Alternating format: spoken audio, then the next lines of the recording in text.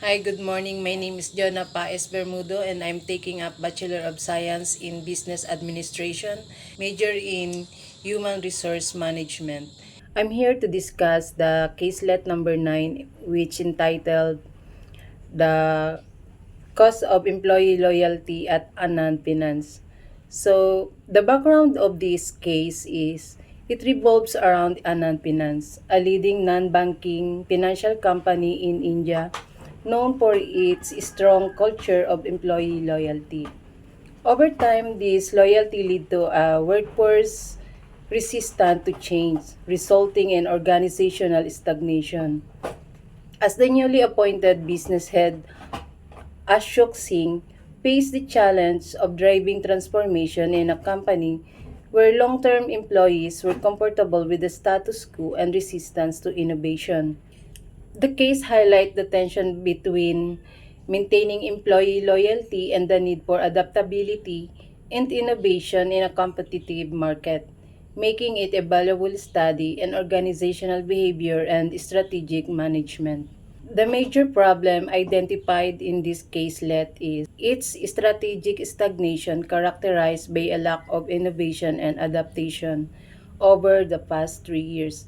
This stagnation occurred despite the company having a loyal workforce.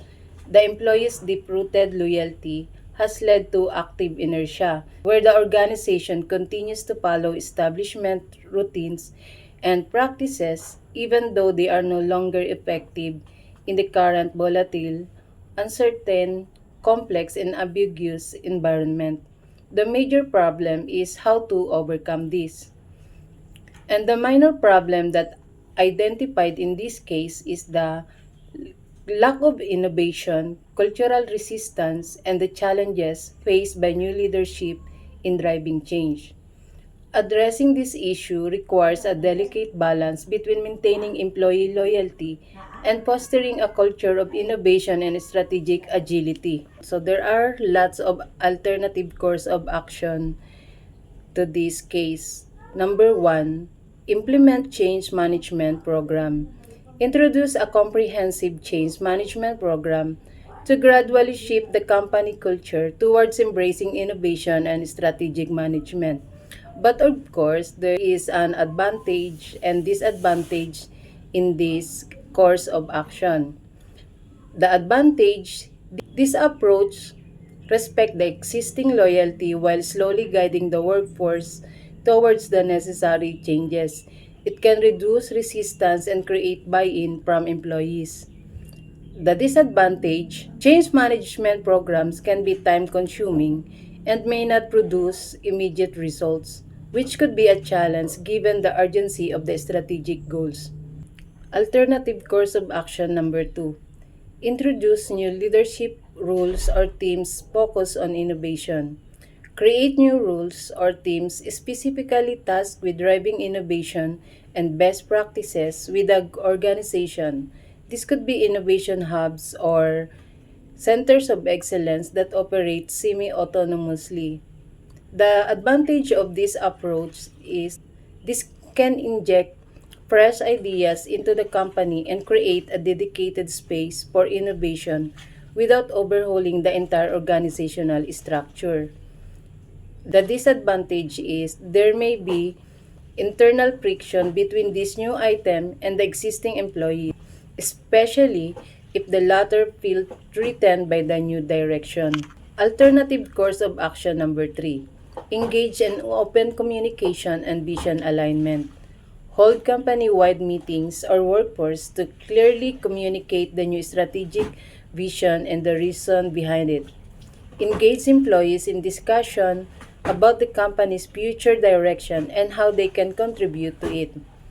The advantage of this approach is it can help build a shared vision and reduce resistance by involving employees in the change process, making them feel valued and heard. The disadvantage of this approach is effective communication alone might not be enough if not supported by concrete actions and changes in the organizational structure. In conclusion, Anand Finance, a leading non-banking financial company, find itself a critical juncture where the very loyalty of its employees, long considered a strength, has become a source of stagnation and resistance to change. The company faces the challenge of overcoming active inertia and strategic disorientation to achieve its goal of becoming the Walmart of financial services by 2025. While employee remains a valuable asset, it must be balanced with agility and strategic foresight to ensure that Anand Finance can continue to thrive in a volatile, uncertain, complex, and ambiguous world. My recommendation in this case is combination approach. Change management for cultural shift and use the change management program to gradually shape the company's culture and prepare employees for the new strategic direction. This could involve training sessions, workshop, and continuous communication about the benefits of the changes. Another one is incentive for quick wins. Simultaneously, redefine incentives to create quick wins and early adopters of the new behaviors you want to see. Employees who engage with the change positively can be rewarded, setting an example for other employees. So why this combination? Balance approach. This combination balances respect for the existing workforce with the need for strategic change. It can provide sustainable change. The change management program ensures that the transition is smooth and the new culture is embedded over time. Mitigating risk. This approach reduces the risk associated with rapid or forced change, such as high employee turnover or loss of morale, by providing a structured pathway and tangible. Caselet number 91, entitled Job Redesign. In job redesign, the company faces declining employee morale and productivity due to monotonous and unchallenging work. Employees are experiencing burnout, leading to disengagement, missed deadlines, and lower work quality. To address these issues, the company decided to implement a job redesign strategy. This involved diversifying tasks, increasing responsibilities, and providing opportunities for growth and skills development. The goal is to reduce burnout, re-energize the workforce, and improve overall productivity and employee satisfaction. The caselet examines the steps taken, challenge encountered, and the outcomes of the job redesign process. The major problem identified in this caselet is that many employees are experiencing burnout because their work is repetitive, lacks variety, and does not offer intellectual stimulation or opportunities for growth. This burnout is leading to decreased productivity, low morale, and an increase in absenteeism. The monotonous nature of the task has caused employees to engage from their work, making them feel undervalued and unmotivated. And the minor problem is increased employee turnover, low employee morale, decreased productivity, and lack of skills development. The alternative course of action is available in this case. Number one, job enrichment. Increase the complexity and depth of tasks within the existing rules to make them more engaging and challenging. This can be achieved by giving employees more responsibility, decision-making power, and opportunities to work in meaningful projects. The advantage in this approach is it enhances job satisfaction by making work more meaningful. Encourage employees to develop new skills and take on leadership roles. It can lead to increased motivation and productivity. And on the other hand, the disadvantage in this approach is it may require additional training and support for employees. Some employees may feel overwhelmed by the increased responsibilities. Another alternative course of action is job rotation. Implement a job rotation program that allows employees to move between different rules or department periodically.